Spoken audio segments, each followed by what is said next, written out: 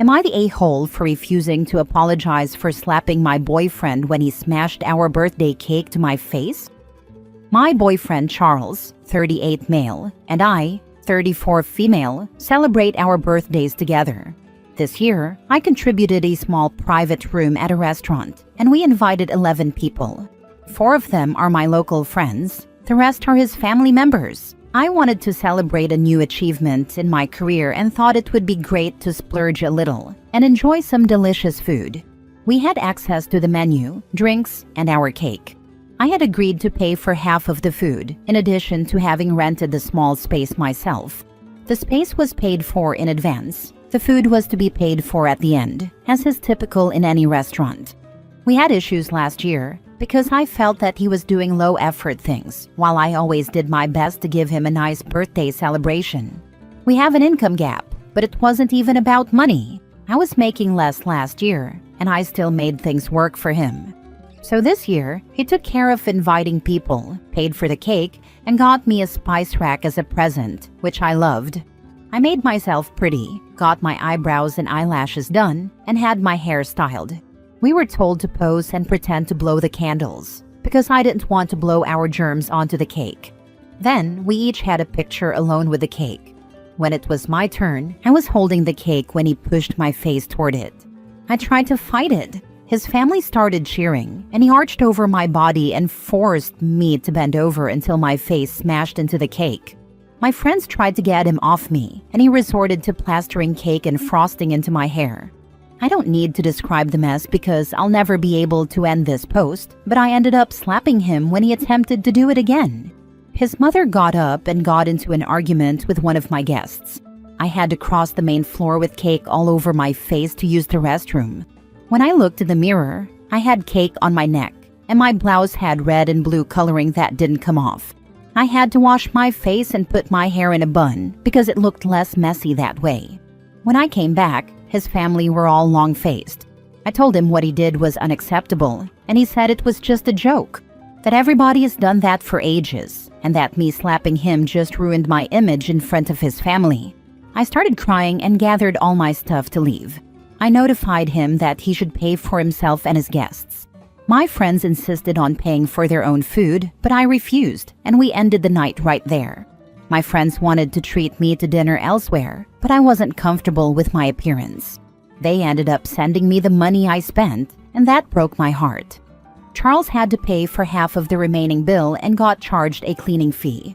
I still love him, but I'm clear that I'll never be able to forgive him. We talked about it, and I ended things. He's convinced that I never loved him. He acknowledged what he did was wrong, but is adamant that his family hates me for slapping him, and that it's my fault. I told him that he ruined not only our birthday, but also my way to celebrate my career milestone. I've worked very hard to get to where I am, and his behavior showed me what my future would look like. And that I'm sorry to say it, but he was so aggressive and so focused on making his family laugh at my expense that I just realized he's not good enough, and that I've lost my confidence to be seen with him in public because I don't know what else he will pull out of his behind. Important, I'm not proud of my reaction. We've never had any physical altercations. He says he paid for that cake, that he's not saying it was okay to smash it, but that it's not like I paid for everything. He wanted me to apologize to his mom, but I refused. He says his mother feels humiliated because of what I did, and that she has been struggling with mild depression for years. I didn't know, and I came off as violent. Am I the a-hole for refusing? I already blocked him.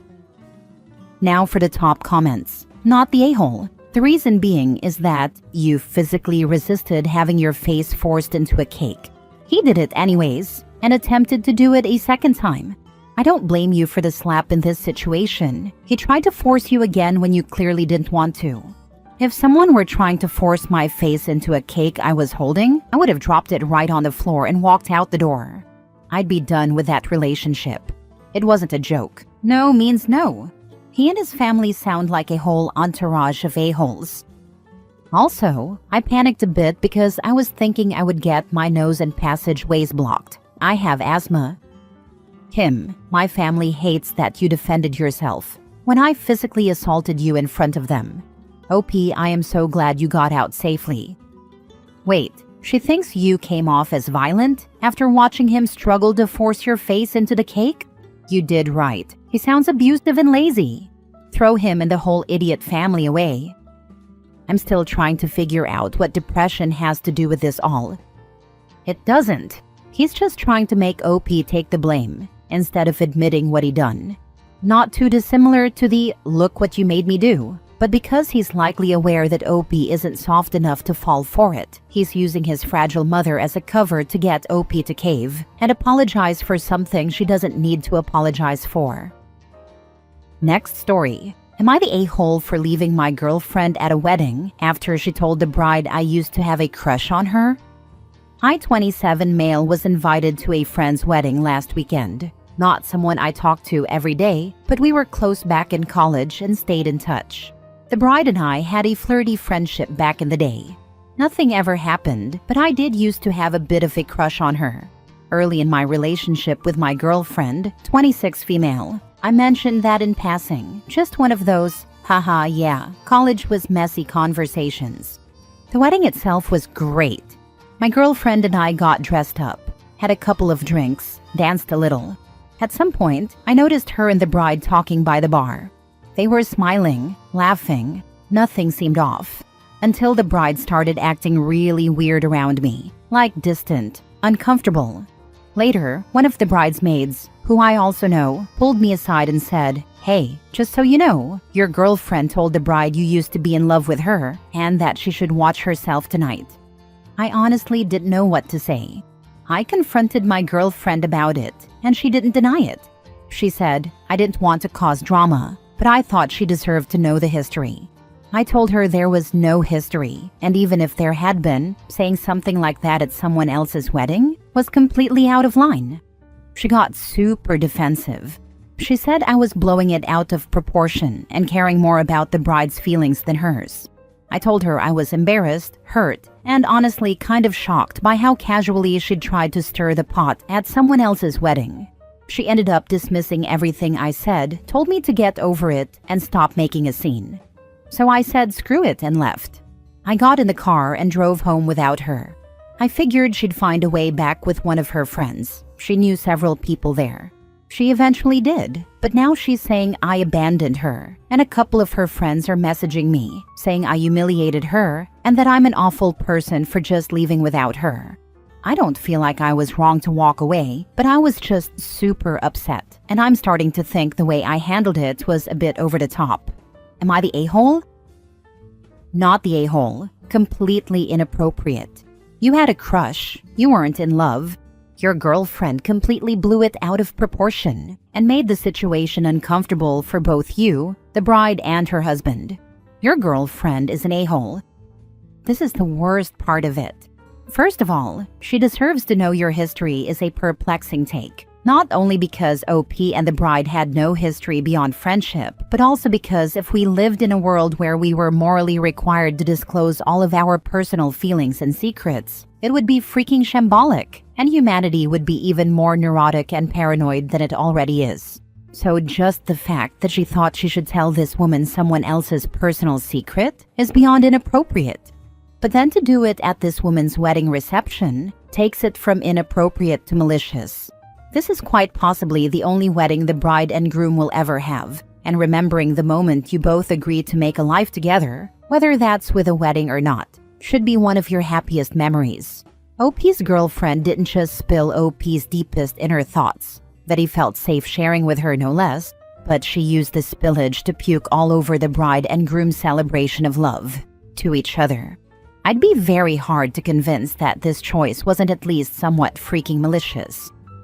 And everyone is glazing over the fact that OP's girlfriend said to watch herself because of the crush.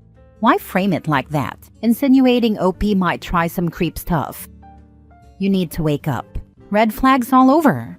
This was your girlfriend, deliberately ruining the bride's wedding day, jealousy rearing its ugly head, by telling the bride an exaggerated lie about your feelings back in college. What exactly was she trying to warn her about? Like you were going to make a declaration of love during a speech? Or pin her in a corner saying, "You should have married me"? Girlfriend has issues. You will always have to wonder, What is she saying to people to keep you to herself? Thank goodness the friend told you, because you would have never known why the bride, who was your friend, pulled back. How many other friendships has she destroyed behind your back? Any other friends that you thought you were okay with suddenly ghost you? Look around. Girlfriend is a liar, blaming you for getting upset that she lied and got caught. Next story. Am I the a-hole for beating up my friend I caught sleeping with my girlfriend of 3.5 years? You know that overdone scene in movies where a character walks in on their woman getting railed by their best friend? Yeah, that was my weekend. Still shaking as I type this. I, 36 male, beat the crap out of my friend of 10 years when I saw what I saw. He didn't press charges, didn't even fight back, and said later he knows he had it coming. Obviously, I did not touch my now ex-girlfriend, 33, but holy crap did I curse her out too. Am I the a-hole for attacking my scumbag buddy? No serious hits other than a nosebleed, but the fact that he didn't really fight back is messing with my head. Like I hit someone who couldn't defend themselves. Edit. A lot of people are confused about the extent of the damage. The truth is, so am I. The shock of what I walked in on and the speed at which it happened makes me not trust my own recollection. Here's what I know for a fact. The nose was bleeding, black eye, but also no broken bones. No permanent damage that I know of. I also know I stopped when I realized this felt like an unfair fight. Edit 2. I realize assault is a crime and violence is bad unless in self-defense. That's why I'm here. Also, I can't believe this wasn't immediately clear, but it goes without saying. They will both never be in my life again in any capacity, barring any legal troubles I may encounter due to my loss of control. This falls under unwise but not morally blameworthy. Not the a-hole. Cheating isn't illegal, and OP is lucky to not have landed in jail.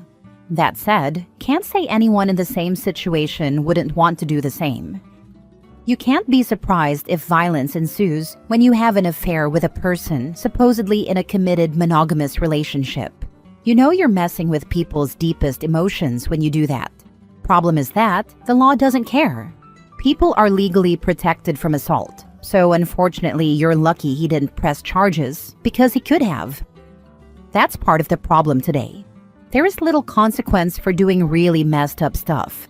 Using racial slurs deserves picking yourself up off the ground. Banging your friend's wife or girlfriend deserves an ass kicking. Don't put the guy in the hospital, or then there are problems. Vandalize my car and do damage? That deserves a shot or two. When I was growing up, the thought of getting your ass beat was enough to behave. That, and not being a dirtbag garbage person. Last story. Am I the a-hole for refusing to treat my ex's sort of girlfriend like another parent to my unborn babies and sitting down with my ex and her to lay out some facts about how things will go? At 25 female am pregnant with twins. Their father, 26 male, and I were together for almost a decade. Things seemed great at the start of my pregnancy. But then around 11 weeks in, he told me he had feelings for Amy, 24 female, who is or was friends with benefits with one of his two best friends. He told me he didn't feel like we should stay together just for the babies and that we'd work it out. I told him that was fine, but that I wasn't going to stay while he had any kind of affair, emotional or physical, with her any longer. He told me nothing physical had happened yet, and I said I didn't care if it did or didn't, because even if it hadn't, it was a yet, and if it wasn't Amy, it would be someone else. Amy and he ended up together, which came as no surprise. But then he told me he hated being away from me and regretted doing this to us. I heard him out for a week, before I made it clear that there was no going back, and we would never be a couple again. His relationship with Amy has been on and off. Even when they're off, they try to present as this united front and have wanted me to involve both of them in pregnancy stuff. Amy wanted to talk baby names with me, and she wanted us to go shopping for baby stuff together. She even wanted to do a joint shower so both of us could be celebrated. She also tried to say how crazy it was that I was having twins when she and my ex have no twins in their families, like she was counting herself and her family in that. I ignored most of those requests and communicated clearly and through text or email for anything I did respond to. But it was getting crazier with the requests, and the thing that bothered me most is that they are not stable at all, and they're trying to put that on me. They say if they were treated as a couple who were going to be equally part of the baby's lives, they wouldn't have so much trouble. My ex even said he felt like he had to be with me to be a real dad to the babies. When they mentioned her being at the birth, I knew we all needed to sit down and talk.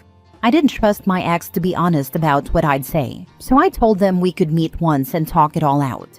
They met me with a bunch of crazy expectations, like how both of them would come to see the babies at my house when his visitation would start. Overnights don't begin until 4 to 6 months of age in our state.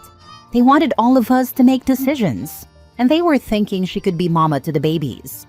I let them talk, wrote down all the expectations they had, and then I told them they were crazy to expect all that.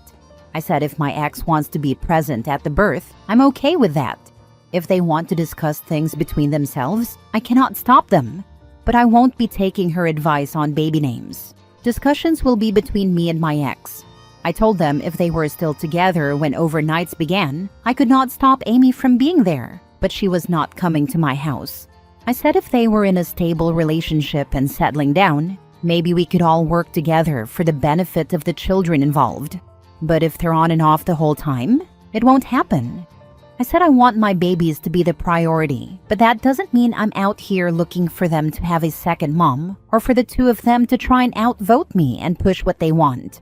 I also told my ex that if he and Amy break up for good, or if he misses the kids and wants to be around more, that it won't convince me to take him back. I told him I was serious about that and he needed to fully accept it.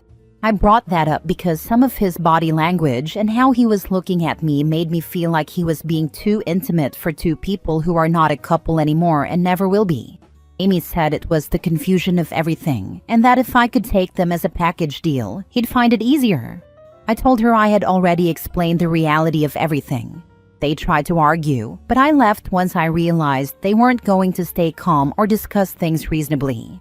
My ex has emailed a few times in the days since, and he told me I need to work with them instead of against them, that I'm making all of this harder than it should be, and that I should think of our babies. He said he's trying to be an involved dad. I reminded him I'm not stopping him. But am I the a-hole for how I'm handling this? I'm trying to put the babies first, but I don't think that means treating Amy as mommy number 2 and acting like this is some family unit when they can't even stay together in the 4-ish months since the breakup. Now for the top comments. Lawyer up and fast. Already done. My lawyer has helped me keep on track of documenting and saving proof of things. Insist on a parenting app that records everything. They lost their shot at normal texting when they pulled that crap.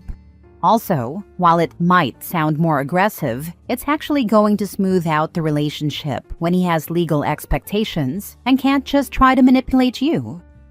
That's something my lawyer has already discussed with me, but we can only enforce that once the babies are here.